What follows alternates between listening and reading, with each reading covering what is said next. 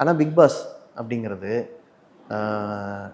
சர்வைலன்ஸோட ஒரு உச்சம். அதாவது உங்களை வந்து ஒரு 100 நாள் ஒரு ரூம்குள்ளே அடைச்சி வச்சுக்கிட்டு உங்களை சுற்றிலையும் கேமரா, உங்கள் மேலே எப்போவுமே ஒரு மைக்கு, நீங்கள் பேசுகிற ஒவ்வொரு வார்த்தையும் உங்களோட ஒவ்வொரு நடவடிக்கையும் ரெக்கார்ட் ஆகும்.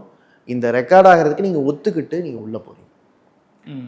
இதுதான் ஷோவோட விதின்னு சொல்கிறது மூலமாக இப்போ மக்கள் வந்து என்னங்க ஒரு மனுஷனை வந்து இது வந்து ஒரு டார்ச்சரிங் இல்லையா? வாலண்டியராக காசு கொடுக்குறதுக்காக சிறையில் அடைக்கிறவனை கூட இவ்வளவு நேரம் போலீஸ் வாட்ச் பண்ண மாட்டாங்க. ஆனால் என்டையர் சொசைட்டியை வாட்ச் பண்ணி ஜட்ஜு பண்ணி முன்முடிவுக்கு உள்ளாக்கி ஒருத்தரோட மன உளைச்சலோ மனநோயை கூட வந்து அது வந்து வேற மாதிரி காட்டும். அது இல்லையா? ஒருத்தர் அழுதுகிட்டே இருக்காங்கன்னா அது மனநோயோட வெளிப்பாடு. ஆனால் அங்கே என்னவா இருக்கும்? அழுதுகிட்டே இருக்கானா ஒரு அழுகுஞ்சி அப்படின்னு காட்டுவாங்கன்னு வச்சுக்கோங்களேன்.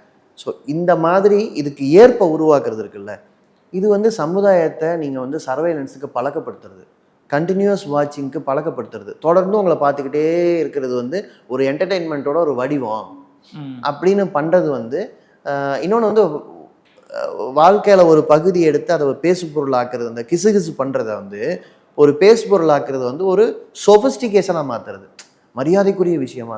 புரியல. இப்போ ஒரு பொண்ணு ஒரு பையனும் மடியில் படுத்து பேசிக்கிட்டு இருக்காங்க, ரட்ட வசனமாக பேசிட்டு இருக்கான்னு நார்மலாக நடந்தால் நீங்கள் அதை கண்டுப்பீங்களா? அப்படியே கிராஸ் பண்ணி போயிடும். நமக்கு தெரியாது அவங்க 2 பேருக்குள்ள நடக்கிறது. ஆனால் அங்கேயும் மைக் வச்சு இங்கேயும் மைக் வச்சு 100 நாள் உள்ளே அடைச்சிருக்கும் போது ஏதோ ஒரு இடத்துல அவங்க வந்து செக்ஷுவல் சேட் பண்ணுவாங்க, வேறு ஏதாவது ஒரு மிஸ்பிஹேவியர் பேசிக்குவாங்க, ஒருத்தர் நம்ம சமூகம் ஏற்றுக்காது ஏதோ ஒன்று செய்வாங்க. இப்போ நான் அதை எடுத்து நான் பப்ளிஷ் பண்ணுறேன்.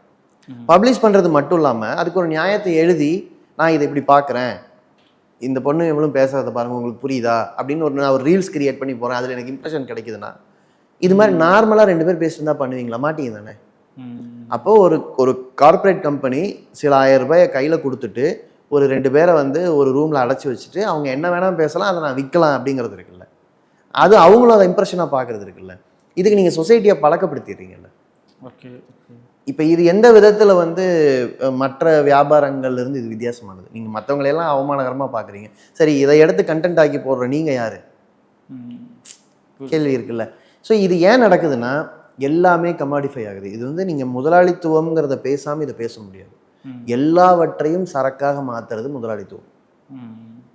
தாயோட அன்பையும் முதலாளித்துவம் சரக்காக மாற்றிடும், ஒருத்தரோட காதல் உணர்வையும் சரக்காக மாற்றிடும், உடல் இச்சையை மாற்றிடும், தொட தெரிஞ்சால் நல்லா இருக்குன்னா அதையும் சரக்காக மாற்றிடும்.